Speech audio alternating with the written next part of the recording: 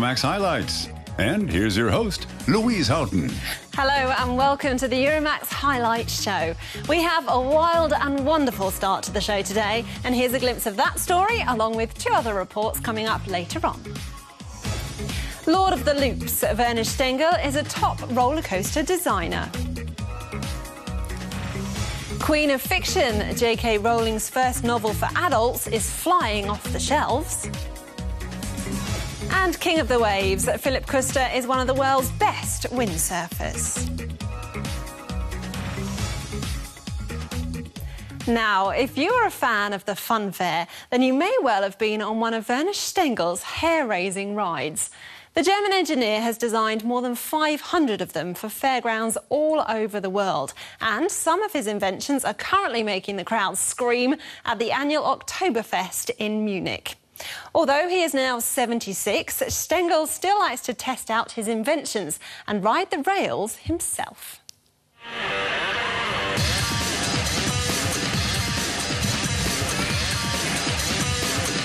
The 3-minute ride on this roller coaster is one of the top attractions at this year's Munich Oktoberfest.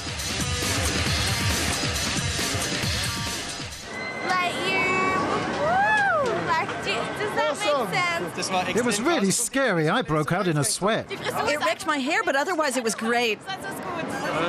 It was really great, especially because of the speed and the excitement. And this is the man who gets them all screaming. During his career, Werner Stengel has built more than 500 roller coasters around the globe.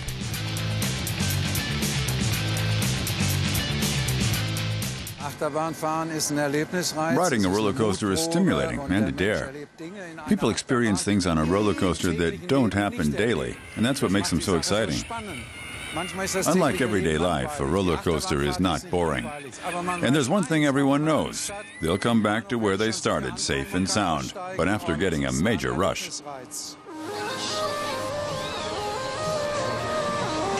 Stengel designed all 8 roller coasters at the Oktoberfest, as well as other fair rides.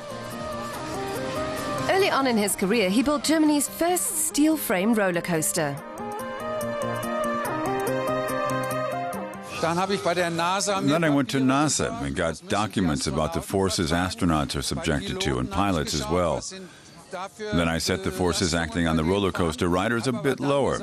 After all, people aged from 10 to 80 use them, the general population. Slowly I arrived at my own standards. You could say I'm self-taught. The first roller coasters were 16th century Russian snow slides.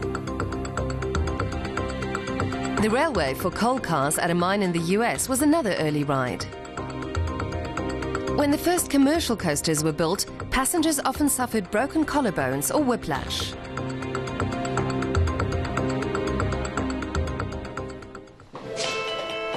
Back in Munich, the Olympia looping is given a once-over before the first Oktoberfest guests arrive. Werner Stengel has revolutionized safety standards for roller coasters the world over.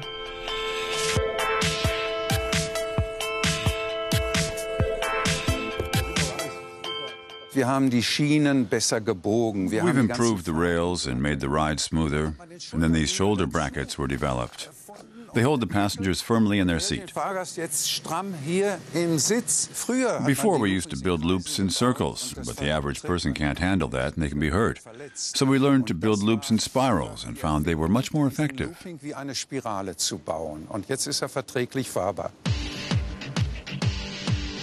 Werner Stengel also built the Revolution roller coaster in the US. Regardless of where they are in the world, there's a high probability that roller coaster passengers are racing along on a Stengel design.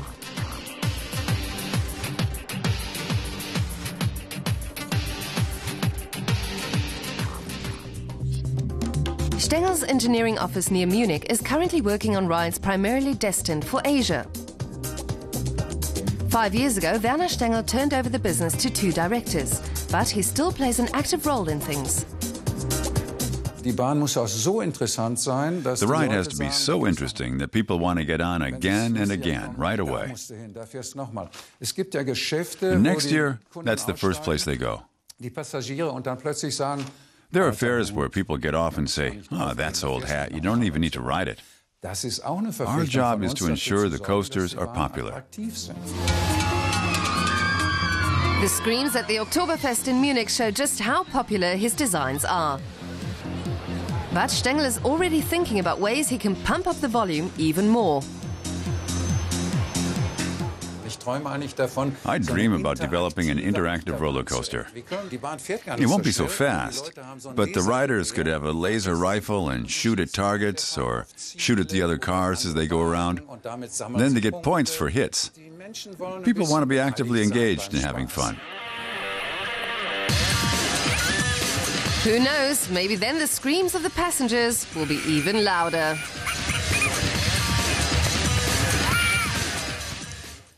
Now, after years of success with the Harry Potter series, British author J.K. Rowling has just released her first novel, which doesn't feature schoolchildren riding around on broomsticks. Titled The Casual Vacancy, it is her first novel for adults. It's been on sale for just over a week now and has already sold more than 375,000 copies. And as many fans anticipate another magic read from Rowling, we headed to London to see how well it's being received.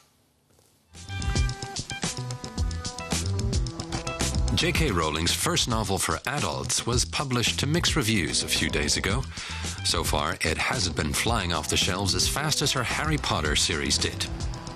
But even so, pre-orders catapulted it straight to the top of the British and American bestseller lists of the world's biggest online bookseller.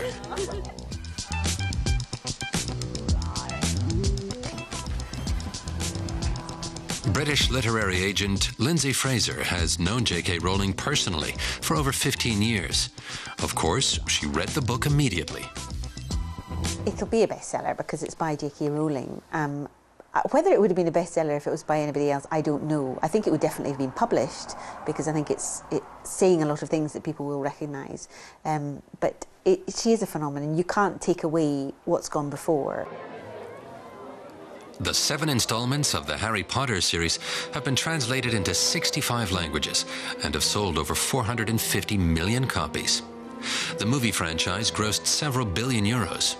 Since the first book was published in 1997, the adventures of the boy wizard have become a cult, one with followers all over the world. Among them are Craig Fisk-Miliband and Laura Younger from Coventry. They've already read the latest book. They don't mind much that Harry Potter doesn't appear in it. I like the part about it's in a little village and spooky and eerie, and it's really nice. It's a really good book, actually. The words are exactly the same style as Harry Potter, but just without magic. Craig and Laura are among the most die-hard Harry Potter fans in Britain. They even had a Harry Potter theme for their wedding, and they religiously attend fan events. When The Casual Vacancy first hit the shelves a few days ago, they were among the first to buy a copy in their local bookshop. It was a very special day for them. I've been waiting for it for months and months and months. I've been waiting for it. There's loads of secrets, and now everyone can start talking about it again. We're like, ooh. That evening, there was another highlight. The author herself gave a reading at London's South Bank Centre. Sunday. Barry Fairbrother did not want to go out to dinner. He had endured a thumping headache for most of the weekend and was struggling to make a deadline for the local newspaper. Set in a fictional village in England, the book is a study of how a death affects provincial life. Tickets for the reading sold out within 48 hours. I was revelling in the thought that I had no contract, no one knew what I was doing. It was just a lovely place to be in after Potter, which latterly there was so much pressure involved, you know. People were always waiting for the next book 3 seconds after I published a Harry Potter book. And so I spent a couple of years really luxuriating in the feeling that no one knew what I was doing.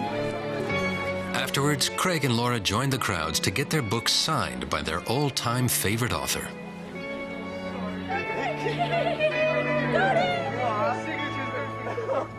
She's just everything we imagined, but a little bit more funnier and down to earth. Really, like, now we know how down to earth she really is. So, yeah, love her. Rowling lives in Edinburgh most of the time. So does her biographer, Lindsay Fraser. She sees the writer's move into adult fiction as a natural progression.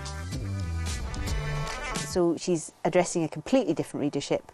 The adults who read the Harry Potter books will read this, and of course quite a lot of her young Harry Potter readers will now be in their 20s and they'll read it. But it marks her as a different sort of writer. She can now do, she's proved she can do both. The new novel may indeed introduce J.K. Rowling to a whole new readership. According to Laura and Craig, her writing has lost none of its magic.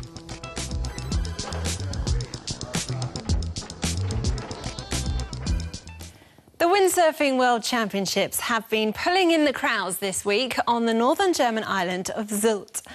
Among those competing in a variety of disciplines is 18-year-old world champion Philipp Köster. With the competition coming to a close this weekend, we went along to find out how Köster was getting on in this final stage of the competition. The surf is just perfect off Sylt's Westerland beach. Philipp Köster is in his element.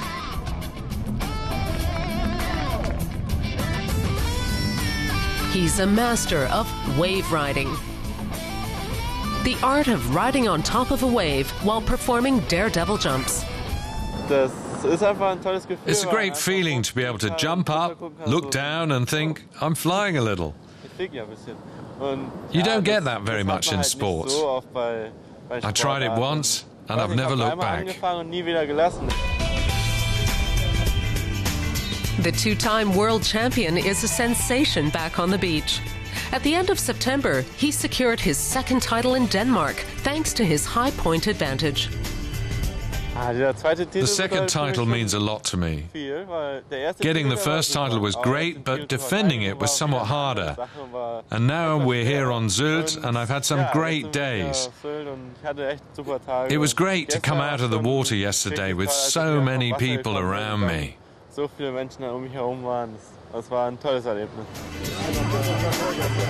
He's had to get used to attending autograph sessions on Westerland's beach.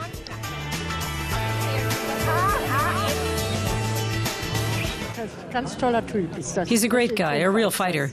He's a good, relaxed, open guy. You can see how well he gets on with people here. I think he's really nice, he has a nice smile, and I think it's sensational that he's achieved so much at his age. Advertisers have also cottoned on to his success. Köster has already appeared in a car commercial, and he has plenty of meetings with sponsors. But there's always someone at his side. Rolf Köster, his father and teacher. He grew up with the ocean on his doorstep, something others can only dream of. There was wind and waves, and that shaped him. Köster lives on the island of Gran Canaria, where his parents run a surfing school. He won his first surfing competition when he was 15 and has gone on to win the World Championships. I feel happiest on my surfboard. When I'm on the beach, I can only think about when I'll be back on the water. You're free on the water, and there are no rules.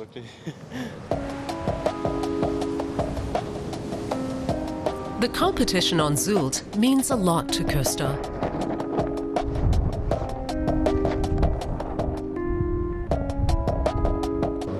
Getting a good result in front of the German public means a lot to me. It's time to take to the water.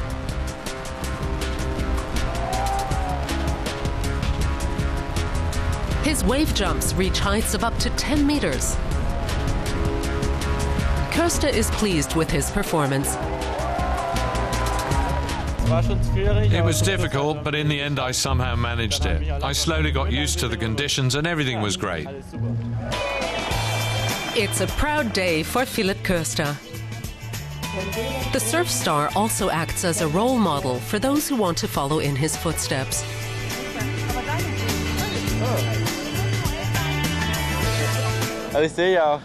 Lots of small boys ask me for autographs and then tell me that they want to do it too. And that's fun to see. After all, that's how I got started.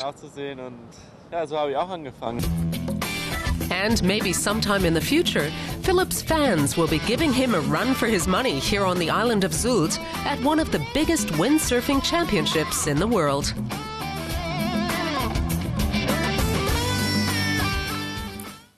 Megacities pose particular challenges for architects and urban planners when it comes to designing the future. They have to create living space for ever-growing populations. One company that's tackling this problem is Superpool, an architect's office that's based in Europe's largest city, Istanbul in Turkey. Istanbul, the only metropolis in the world that lies on two continents. It marks the dividing line between Oriental and European civilizations, with a history that goes back more than 2,500 years. But the cityscape is changing rapidly. And that's exactly why Turkish architect Selva Joanne and Danish architect Gregers Tang Thompson are here. They moved to Istanbul together 6 years ago. It's a vibrant city. You feel that there's life, and I think that's one of the core parts of the city. Same thing is the problem also. There is a lot of life, a lot of vibrancy. Difficult to know what it is doing.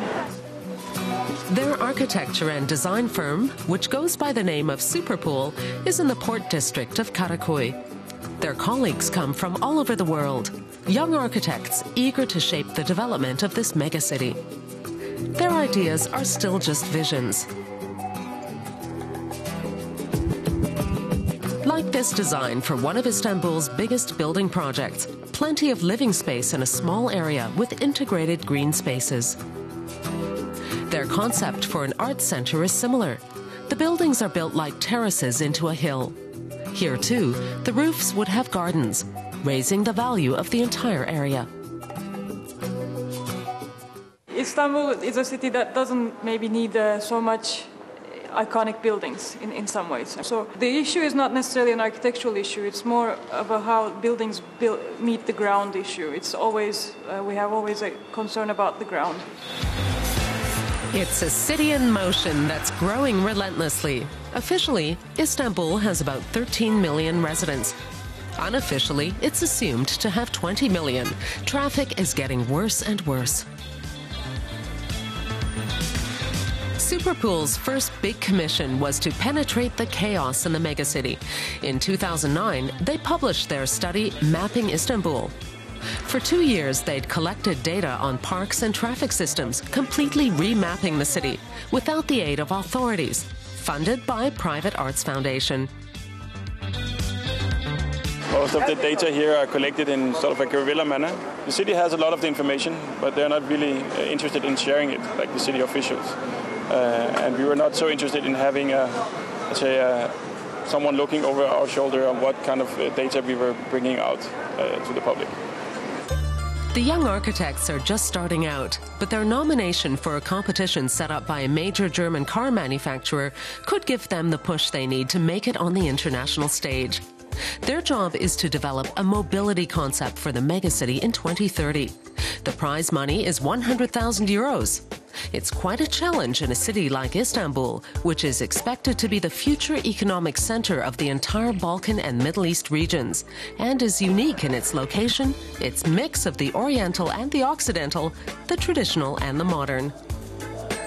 The Turkish-Danish architectural duo want to help make sure the city's future isn't dictated purely by commercial interests, but planned sustainably. Maybe as architects, it's not the most common work architects do, but architects has the tools to visualize many of these issues, and we need to look at them and see what they mean for the city to be able to criticize them and make the city better. Planning the future of megacities like Istanbul has only just begun, and with it, the work of architects like those at Superpool.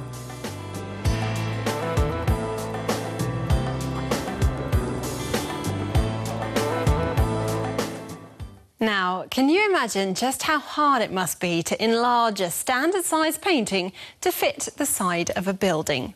Street artist Christian Ava has just completed this task after winning a mural competition to liven up a drab building here in Berlin. We watched him put the finishing touches to his impressive public art. This painting took 3 months of work. Christian Ava has completed his biggest work yet in Berlin's Lichtenberg district. It's just opposite the former headquarters of the East German secret police, the Stasi. The street artist grew up in this area. This is my home. My heart is here. Doing something here for the people I grew up with in my neighborhood is really something special. Let's go back to July when Christian started the project. He was commissioned by a Berlin housing association. The finished mural will be 30 meters high and 15 meters wide, a tall order even for an experienced street artist. I had hoped to be able to work freely, but when you're standing on this scaffolding, you don't have an overview. You don't know how high up you are. You can only see a couple of meters above and below.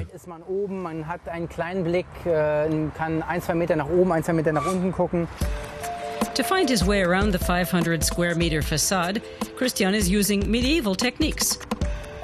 Michelangelo himself used a grid of transfer points with individual squares to paint the Sistine Chapel ceiling in the 16th century. It's art using coordinate points. We're now at B10. That means we're here. This is where the brown and purple colour comes to make this splodge, which goes up here. Christian's creativity is usually unleashed here in his studio. It's in a 220 square meter loft in Berlin's Lichtenberg district. Christian sells his works internationally and many fetch 5-digit sums. He studied in Berlin under people like Georg Baselitz, one of Germany's most renowned contemporary artists. His works are displayed abroad in cities like Miami. He received an art award this year from the Russian city of Perm. In 2011, he caused a sensation in cities around Europe with his live painting performance art. Back in Berlin, Christian has been working on his facade for almost 8 weeks. I think painting is linked to a certain feel for your body. At least my painting is. There's a certain rhythm and movement. My athletic past comes in handy here.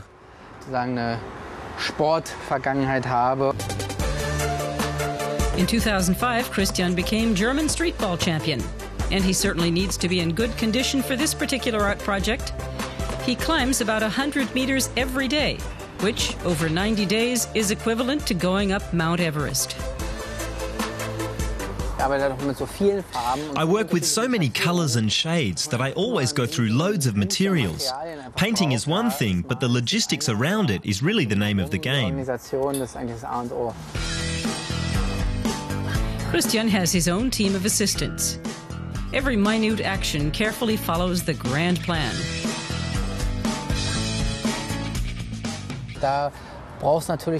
You need certain instructions, of course, like here, please leave this where it is. These are my splashes, as I call them. There are different patches of colour underneath. Check whether everything's sticking well on this level and the one above, can you? Most of Christian's paintings are made up of many layers. During week 10, different tones of blue are applied to the 33-meter-high mural. And afterwards I take the covered splashes off, so that the picture that's hidden behind becomes visible, and then everything comes together. 3 months later and it's finally finished. The scaffolding is off and Christian uses a crane to apply the finishing touches. The red really has to dance and come to life on the blue and radiate energy into the neighbourhood. In all, Christian used 12,500 meters of tape and 150 liters of paint.